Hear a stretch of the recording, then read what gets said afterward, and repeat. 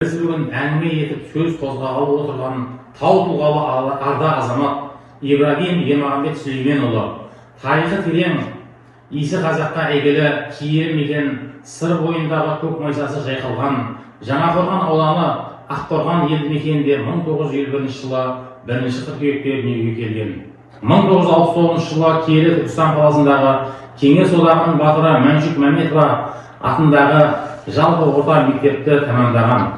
1978 жылдары аралығында Ресейдің Волгоград қаласындағы нөмірі 03-05 әскери бөлімінде артиллерия байланыс бөлімінде оператор планшетист болып, отан алдындағы борышын абыроймен атқарып келген соң, алғашқы еңбек жолын Жалған ауданы Өскен совхозындағы спорт әдіскері болып бастады.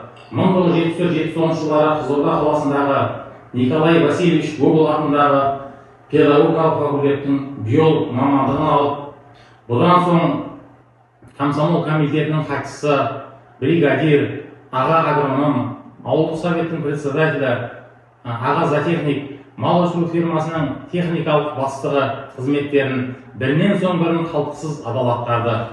1987-1989 жылдар аралығында Алматы зооветеринариялық институтының зооинженерия факультетін бітірген. 2003-2007 жылдар аралығында ұлттық аграрлық университетінің орман шаруашылық факультетін тәмамдаған.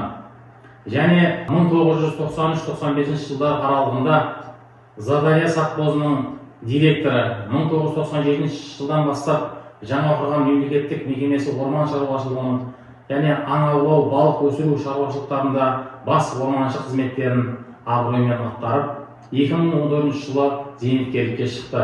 Қарап отырсаңыз, Ераған саналы ғұмырын, үнемі білімін жетілдіріп, тәжірибе жинақтап, оқу оқып, жан-жақты ғылым іздене жүріп, 2010 жылы Алматы қаласында Қызылорда облысы Қызылқұм өңіріндегі тозған жайылымдарды жақсартудың экологиялық әдістерін тақырыбында ауыл шаруашылығы бойынша диссертациясын қорғап, кандидаттығы атағын алды. Ғылыми еңбектері бар.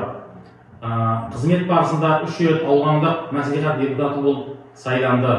Ел үшін қай жерде де елеулі қызмет атқарып, еліміздің көркеюіне барынша атсалысты. 2 орта мектеп, 5 балабақша, 1 спорт мектебінің ашылуына және ауылдық мешіттің Аққорғандағы Түсен Шайық кесенесінің қайта тұрғызуына атсалысып, халықты ауызбіршілікпен ұйымдастырып жұмылдыра білді. Зейнеткерлікке шыққан соң да қоғамдық жұмыстарға белсене араласып, ел ағасы болып, республикалық, облыстық, мерзімдік басылымдарда әртүрлі тақырыптарда мақалалар үнемі жарияланып тұрды. Ераған оқуға құштарлығы сондай, жеке кітапханасында 5000-дай кітап қоры бар. Және 1000 сан қарбалас жұмыспен қоса 4 кітапхананың тұрақты оқырманы бола білді. Ермағанбет Сүлейменұлы жұмыс барысында әріптестерімен араласуы, басшылық қызметтерде ұжымды ауызбіршілік, ынтымақта, ұйымдастырушылық қабілетімен, іскерлігімен, кісілік келбеті, үлкенге құрметі, кішіге ізеттілігі танылып, қай кезде болмасын адамгершілік сипатты жоғалтпай, қарапайым сабырлық қалпын сақтай білді. Өзін білім нәрімен сусындатқан, тәрбие берген Алтынұя мектебіне де атбасын бұрып, жиі хабарласып тұрушы еді. Мектептің балабақшасының өркендеуіне көмек беріп, гүлдеуіне атсалысып, демеушілік жасады. Осындай білімпаз меценат түлегімізді мақтан тұтып, өскелең жас ұрпаққа тағылымды тәрбие беріп, өмір жолының өнегелі еңбегін насихаттау мақсатында Ерағанның атынан 2011 жылы алғашқы әскери және технологиялық дайындық пәні сынып кабинетін ашылды.